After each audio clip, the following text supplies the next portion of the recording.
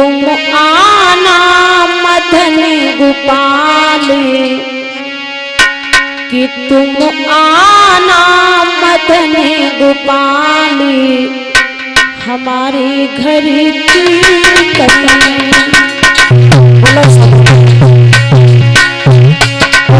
आना मदन गोपाल, हमारे घर कीर्तन में।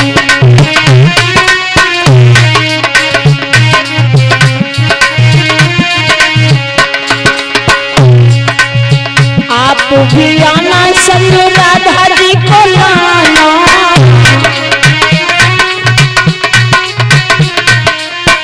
आप भी आना संग राधा जी को लाना।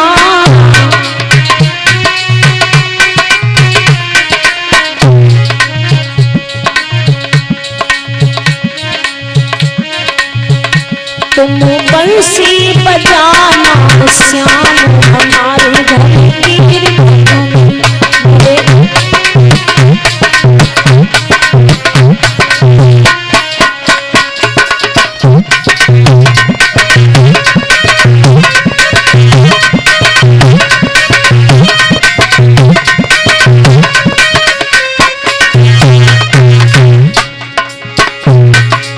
हे प्रभु,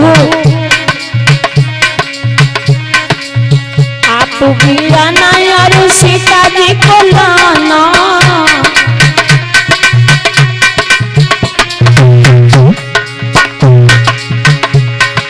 हे प्रभु राम, तुम्हें भी आना होगा, राम भी आना संग सीता जी को लाना।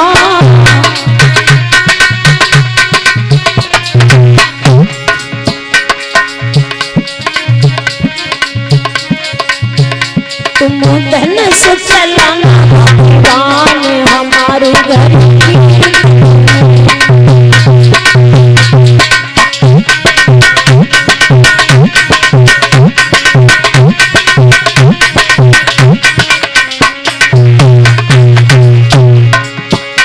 हाँ आना मदन गोपाल, हमारे घर कीर्तन में।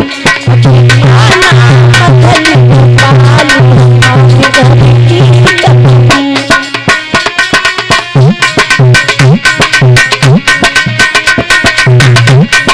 श्री राधे बोलिए वृंदावन धारी लाल की।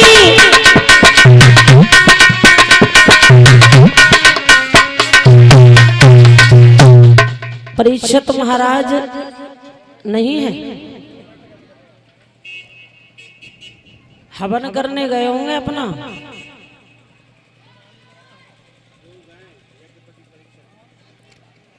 आ जाइए बंधु, कथा प्रसंग की तरफ। कथा चल रही थी उद्धान ऋषि चंद्रकला की। श्रवण कुमार ने जहां जन्म लिया, बंधु जब श्रवण कुमार पैदा हुए उद्धान ऋषि चंद्रकला के घर, इन्होंने बहुत प्रयास किए, बहुत दान किए, बहुत पुण्य किए, तब भी पुत्र पैदा नहीं हुआ। तो नारद ने बताया कि तुम वरुण देवता की तपस्या करो। इन्होंने जब वरुण देवता की तपस्या की तो वरुण देवता ने ये वरदान दिया था कि बेटा तो तुम्हें मिल जाएगा, आप अपने दोनों लोग नेत्र हमें दान कर दीजिए। उन्होंने कहा कोई बात नहीं, अरे हमारा वंश तो चल जाएगा, बुढ़ापे का सहारा तो मिल जाएगा, जो संतान का ऋण है वो तो अदा हो जाएगा। हम ये काम करने के लिए भगवान तैयार हैं। देखिए एक औलाद के लिए माँ बाप कितना बड़ा त्याग करने को तैयार हो गए। उद्धान ऋषि चंद्रकला ने अपने नेत्र दान में दे दिए, और जब नेत्र दान में दिए तब उनके भवन में एक बेटा पैदा हुआ है, एक पुत्र पैदा हुआ। विद्वानों ने उसका नाम श्रवण कुमार रखा। बेटा भी बड़ा ही सुंदर है, आज्ञाकारी है, धीरे धीरे बड़ा होने लगा। अब उद्दान ऋषि चंद्रकला की ज्योति तो नहीं है, बेटा नजर नहीं आता, मगर उसके सहारे पर हैं। वो सोच रहे हैं कि यही पुत्र हमारी आंखें हैं, यही बेटा हमारा प्रकाश है। जब श्रवण कुमार बड़ा हो गया, ज्यादा उम्र नहीं हो पाई बंधु, उन्होंने बड़े होते ही अपने बेटा की शादी कर ली है। अभी आप शास्त्री जी के माध्यम से जो कथा सुन रहे थे हंस हंसनी और एक कछुआ के बारे में, अब वो हंस बने थे उद्दान ऋषि, हंसनी बनी थी चंद्रकला, कछुआ बना था नासकेतु। और जो चील थी जो कछुआ को अपना भोजन बना के ले जा रही थी, उसके पीछे हंस हंसनी जो पड़ गए थे उसे बचाने के लिए, क्योंकि हंस हंसनी ने कछुआ के नेत्रों को खा लिया था। कछुआ एक कीचड़ में दबा हुआ था, हंस हंसनी मोतियों को ढूंढ रहे थे। उन्होंने कछुआ के नेत्र मोती समझकर नोच डाले। वही अंधे कछुआ को चील आकाश में लेकर के उड़ रही थी। हंस हंसनी ने देखा ये तो कछुआ है, हमने इसके नेत्रों को खा लिया, अब ये चील से भोजन बना लेगी, तो ऐसा करें कि इसको हम बचा लें। तो भैया बे हंस हंसनी जब कछुआ के पीछे पड़ गए, आगे जंगल में आग लगी है, उसमें कछुआ गिर गया चील से छूटकर, चील भी उसमें गिर पड़ी, उसमें भी हंस और हंसनी जल गई। अब हंस बने उद्दान ऋषि, हंसनी बनी चंद्रकला, कछुआ बना नासकेतु, और वो चील एक लड़की बनकर पैदा हुई।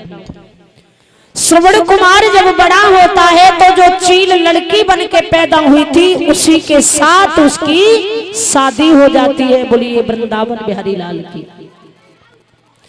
जब शादी हो गई तो उस चील को, उस श्रवण कुमार की पत्नी को पूर्व जन्म की कथा याद है, उसे ध्यान है कि वही है हंस हंसनी जो आज मेरे सास और ससुर बने हैं, जिन्होंने मेरे भोजन को छीना था, जिन्होंने मुझे भोजन नहीं करने दिया था, तो मैं इन्हें भी उसी प्रकार से सताऊंगी। अब बंधुओं, श्रवण कुमार की पत्नी एक कुम्हार के पास पहुंच जाती है। कुम्हार से उसने कहा, भैया ये राज राज ही रहना चाहिए, मैं जानूं या तू जाने, तीसरा कोई इसे जान न पाए। तू एक ऐसी हड़िया बना करके हमें दे जिसके पेट हो 2 और मुख हो सिर्फ 1।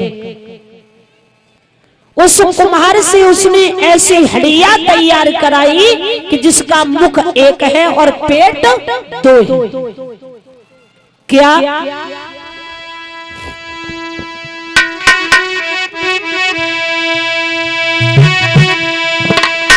आरे श्रवण कुमार की नारी मैल में कर रही चतुराई।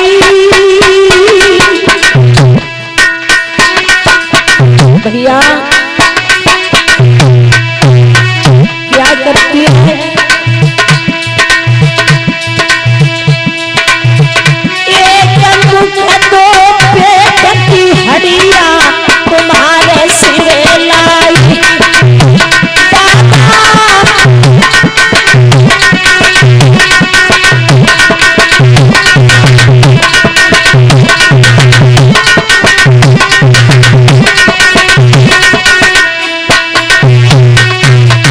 भैया एक मुख है 2 पेट है, कुम्हार से सहड़िया तो बनवाई लाई है।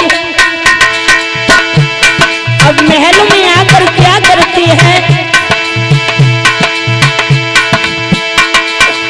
अरे कभी बनाई है,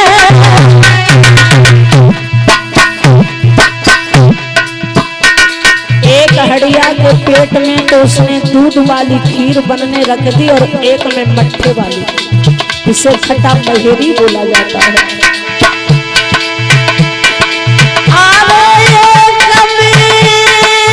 खीर बनाई है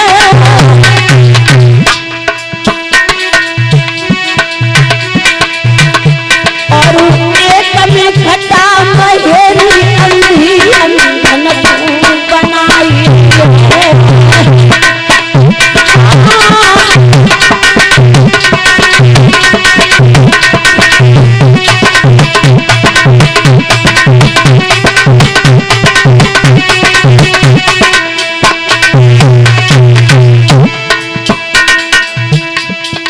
अंधी अंधा को खट्टा महेरी खिलाती है और अपने पति को और सेम खीर खाती है।